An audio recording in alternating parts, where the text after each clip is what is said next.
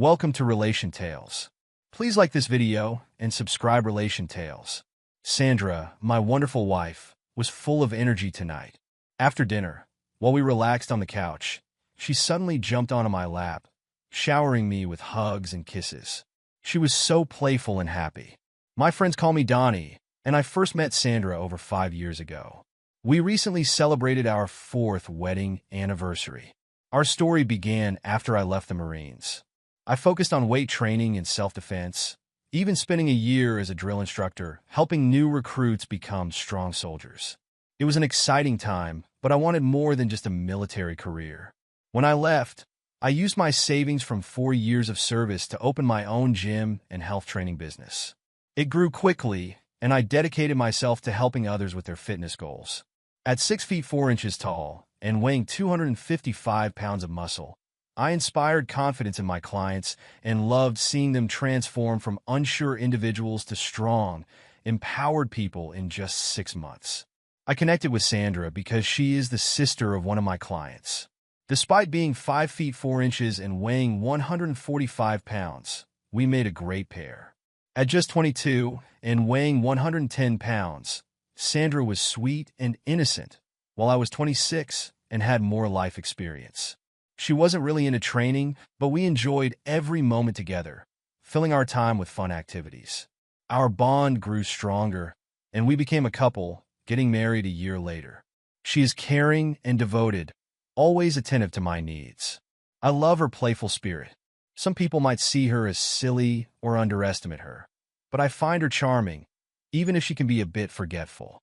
As a health trainer with a fit body, I often get attention from female clients, which can be challenging.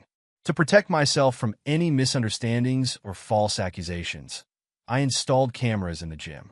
This way, I can ensure that everything stays professional and Sandra can watch the activities remotely for peace of mind. She knows how much I love her, and I show her my feelings regularly. We are financially stable. My business is doing well, and Sandra also helps us with her job as a real estate agent. Last Sunday, as we relaxed in the living room with a bottle of wine, Sandra was even more playful than usual. She giggled a lot and surprised me by jumping onto my lap and kissing me like a carefree teenager. It made me feel so loved. But our sweet moment changed when Sandra, gently running her hand through my hair, smiled at me and said, "Sweetheart, Matthew is taking me out to dinner next Friday night. You're okay with that, right?" It took me a moment to process her words. Initially, I brushed it off, basking in a radiant smile. When my silence persisted, she repeated her question with a touch of sweetness. "You don't mind, right?" Confusion clouded my mind as I struggled to comprehend. "I'm sorry, but I don't quite follow." "Oh, you silly," she chuckled softly. "Matthew from the office invited me to dinner next Friday, and I may have agreed." As her words sank in, my initial disbelief morphed into understanding. Yet disbelief lingered. "Wait, are you asking for my permission to go on a dinner date with Matthew next week?" "It's not really a date, just dinner and maybe a movie," she reassured, her tone light yet tinged with anticipation. I sat there, utterly stunned, my mouth agape in disbelief. Could it be true? Was my devoted wife, the very essence of my love and fidelity, truly asking for my consent to go on a date with another man? "Sandra, that's precisely what a date entails. Are you seriously considering going out with someone else?" I managed to articulate, struggling to comprehend the gravity of her request. "He's just a colleague, Donnie. We have a great rapport at work, and he always brings a smile to my face. It's not like a traditional date, more like drinks after work, but in this instance, dinner and a movie," she explained, her tone seemingly oblivious to the weight of her words. My mind was spinning. How could she not see how big her request was? "Sandra, you know I've never thought about being with another woman. How can you think about going out with another man?" "Donnie, please don't be jealous. He's nothing like you, and it's just one evening. My feelings for you haven't changed. He means nothing to me, but I want to do this. I hope you're not upset," she said, but I was too shocked to respond. I felt like I might lose control, but my years in the military helped me stay calm as I quickly came up with a plan. "Ah, you've already agreed. I see," I murmured, feigning understanding as I reached for my phone, with Sandra still perched on my lap, absent-mindedly playing with my hair. I dialed the number of a persistent suitor who had pursued me for months. "Hi, Mary, it's Donnie. I spoke into the phone?" "No, I'm doing well, thank you." "Say, is that offer still open for Friday night?" "It is?" "Fantastic. My wife just mentioned she's interested in an open marriage, and you immediately sprung to mind. It sounds like fun. I'll catch up with you this week to plan it out. Bye." Sandra ceased her hair rubbing and shot me a puzzled glance. "Who's Mary?" "She's one of my clients. We share a good rapport, and she's quite amusing. So, we're going out on Friday night, just like you suggested," I explained casually. To my surprise, Sandra's expression shifted to one of immediate anger, and she swiftly vacated my lap, unleashing a torrent of accusations. I couldn't fathom how she failed to perceive the hypocrisy in her request as she railed against me. "I can't believe you're going out with some girl, probably someone who sleeps around. I won't put up with your cheating, Donnie." "That's not okay." "Try not to laugh," I said, "but it's totally fine for you to go out with a coworker." "It's different," she insisted. "How is it different?" I asked.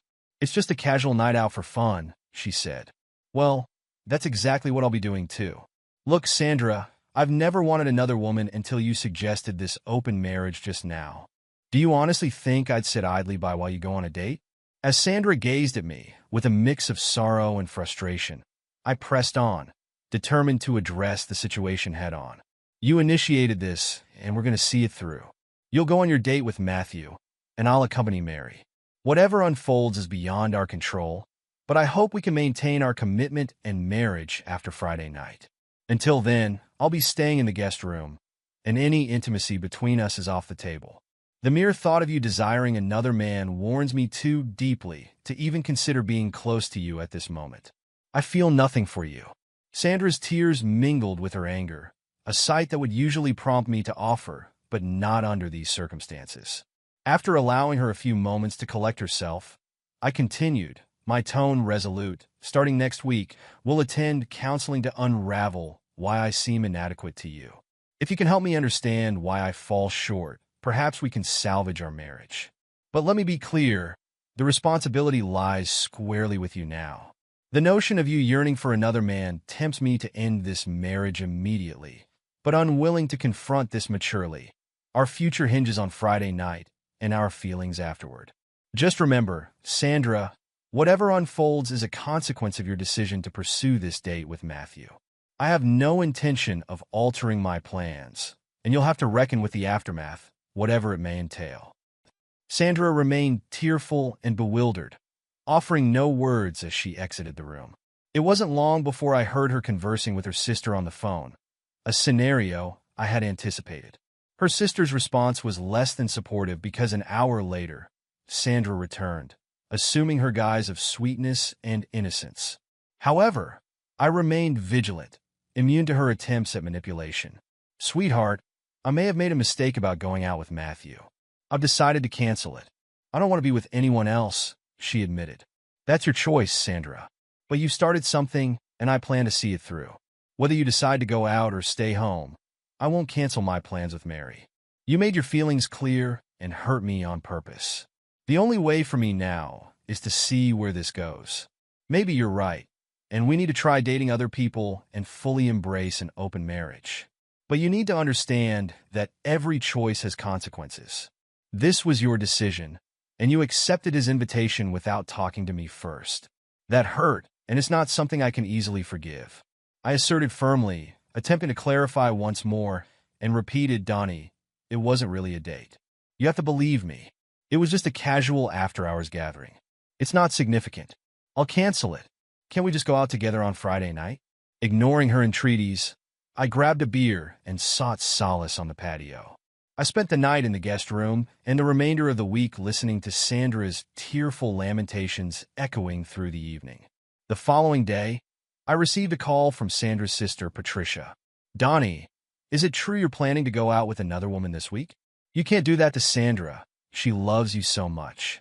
"Patricia, it's evident you're not fully informed about the situation or haven't heard the whole story. Your sister agreed to go on a date with a coworker without consulting me. She returned home and simply announced her plans, showing little regard for my feelings or the integrity of our marriage. I've made the decision to go on a date myself, and afterward we'll reassess our relationship. I've remained faithful to Sandra since the day I met her. However, I'm uncertain if I can continue in a marriage where my wife desires other men. That's a hurdle I'm struggling to overcome. Do you understand, Patricia? Yes, Donnie, I do. I didn't realize she was acting so carelessly. Please be patient with her. She might not even see how much she's hurting you and may think it's not a big deal. Patricia, I am being patient even though I'm hurt. I haven't done anything extreme, but she needs to face the consequences of her actions, I replied firmly. After Patricia talked to her, Sandra finally understood how serious her actions were and how they affected our relationship and my feelings. She sincerely apologized and begged me to reconsider, asking me to cancel our dates. But I was determined to bring back balance and understanding to our marriage. Realizing that your wife wants another man is a heavy blow I wouldn't wish on anyone. So, until you've experienced this, please don't judge my choices. I arranged for Mary to pick me up that night because I wanted her to meet my wife and confirm that it was okay for her to be with a married man.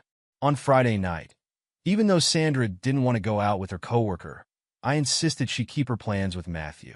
She got upset when I called him her boyfriend, trying to reassure me that he was just a friend. Sandra dressed nicely for her date in a cute dress that showed off her natural beauty. I felt a bit better knowing she didn't try to look too seductive, which gave me a bit of hope for our relationship. Even though I was nervous about meeting Mary, I wanted Sandra to say hello to my date to show we were moving to an open marriage. She didn't like the idea, but I ignored her complaints and felt justified in what I was doing. Sandra looked surprised when Mary arrived right on time at 6 p.m. Mary was very different from Sandra. She was tall, fit, and had a look that was hard to ignore.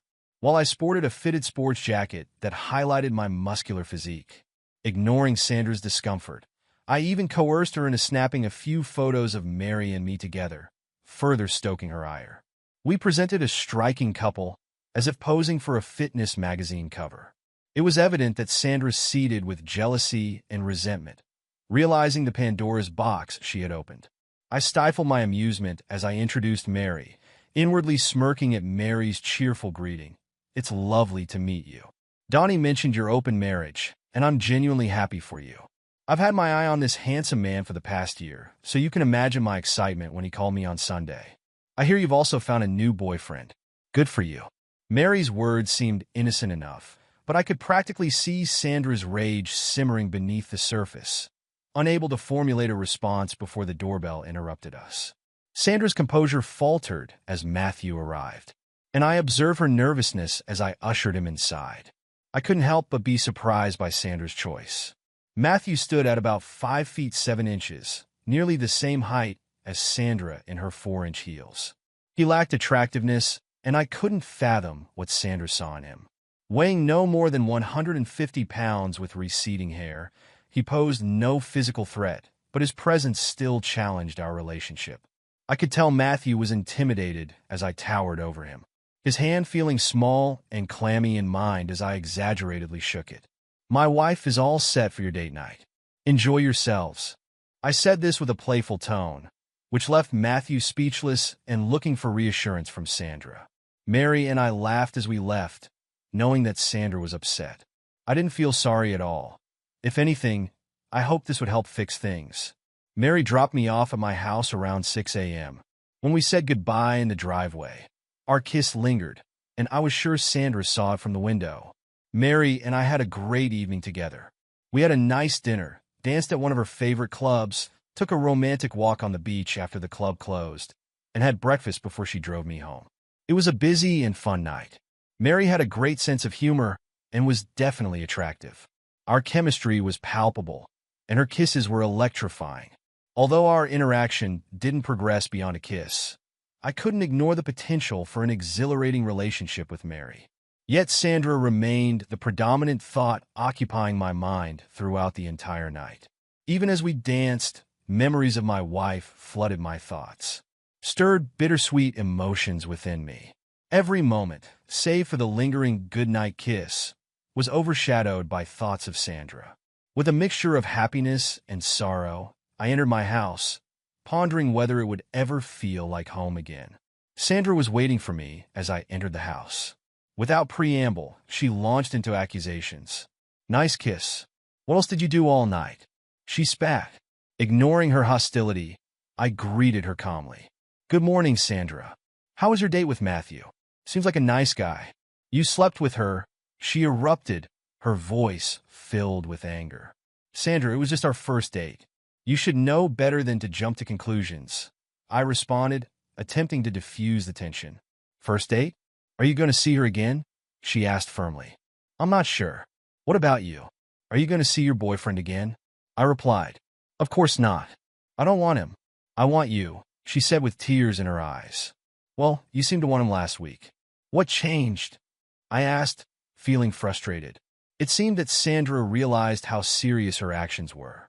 Maybe she really thought going out with Matthew was just like hanging out with a girlfriend.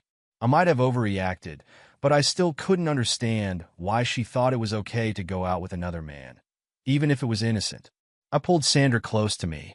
Sandra, I love you, but I can't be with someone who wants other men. I won't accept cheating, and if it happens again, or if you lie to me, I will end our marriage. Do you understand? I looked at her seriously as I spoke. Sandra held me tight and covered me with kisses. Yes, sweetheart, I would never cheat on you. I've only ever wanted you. This situation was different. Sandra held me tightly, her tears soaking my shirt. What you did with that woman was a date. We just had dinner. But Matthew was really shaken up after he hurt his hand when he saw you. He insisted on taking me home right after. It wasn't fun at all, and I had a terrible time.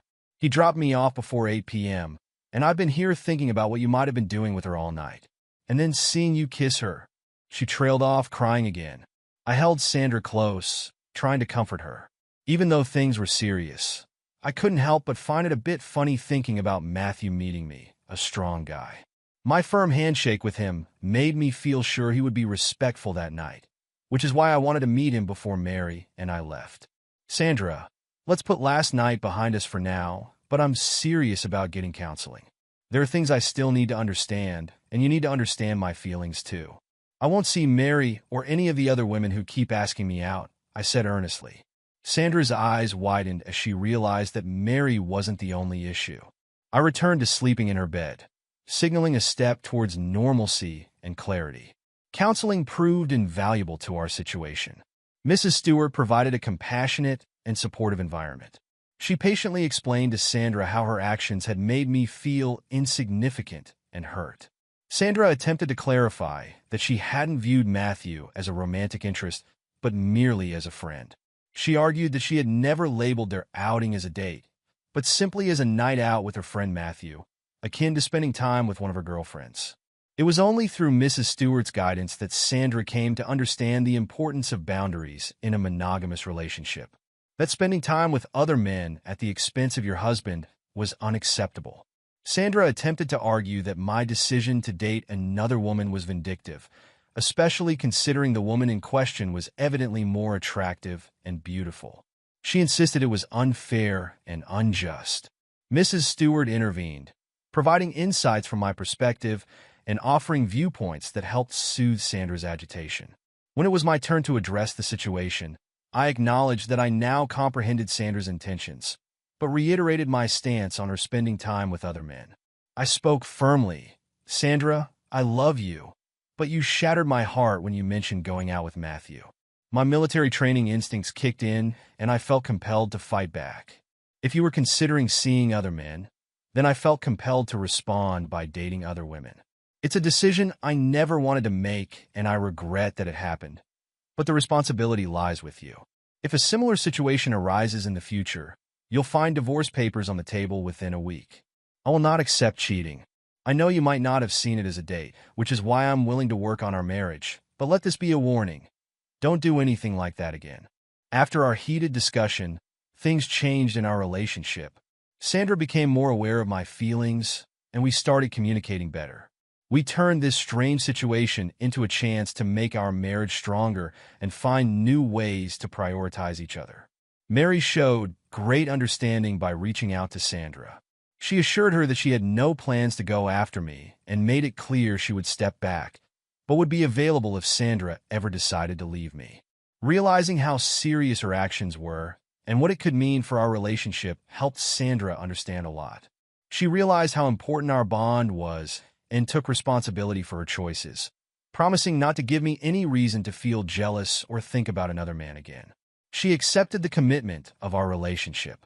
Although Sandra and Matthew stayed friends, he didn't try to make any moves or start a romance, respecting our boundaries. Looking back on these events, I understood that sometimes women have a hard time seeing things in a traditional way. Second story. I started dating my girlfriend, 23, after being friends for 6 years. At first, we were really happy and everything felt perfect. We lived in different cities, but after 6 months, we decided to move in together. I was a bit sad to leave my friends and hometown, but I thought it was time for something new. I quickly got a low-paying job so I could live in a big city with her, leaving everything behind just to be with her. After living together for about a month and a half, she told me that she cheated on me once with a guy at a party while she was very drunk just before I moved in. This broke my heart, but I can't seem to hate her for it. She told me it never happened before or after. The troubling part is that her ex-boyfriend cheated on her before, and that was a deal breaker for her. Normally, this would also be a deal breaker for me, but I'm confused about what to do now. I want to forgive her because I really love her, but being in a relationship where trust is broken is hard and can become unhealthy. So, breaking up might be the sensible choice to protect myself from more pain. I love her a lot, and I've noticed she hasn't been herself lately. She seems hurt. I feel sorry for her. Am I crazy for thinking this relationship can be saved? If not, do you have any suggestions?